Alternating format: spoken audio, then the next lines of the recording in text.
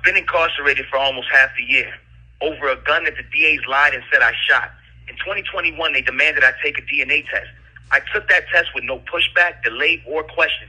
Not only because I knew I never shot the gun, but mainly because I was 100% positive I never even touched this gun.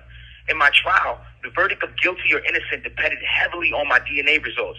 With the help of LA Crime Lab's DNA expert Randy Zepeda, DA Kathy Tarr, and Alex Bott completely manipulated my DNA results and lied to the world, the media, and most importantly, my jury, by stating my DNA on the gun was inconclusive. That was an absolute lie.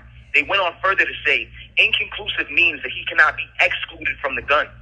My new attorney, Jose Baez, hired one of the best DNA experts in the nation to carefully analyze the same DNA test the fair and correct way.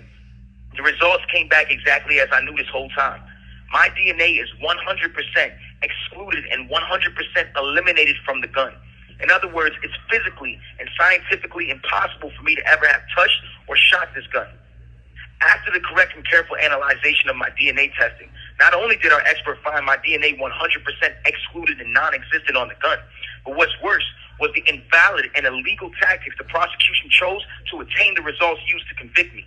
Based on the fundamentals of my DNA test, the only possible way for the LA Crime Lab to come up with an inconclusive result would literally be to stop the testing before it finished or completed its final result, which would have and should have shown completely my full exclusion on the weapon.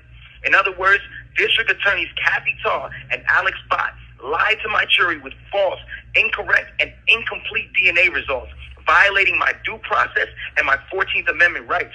My faith, my prayers, and my highest hopes go to the Honorable Judge Hereford that on May 8th, he rules in favor of the United States Supreme Court law, returning me to my freedom, my family, and most importantly, the justice of a fair trial.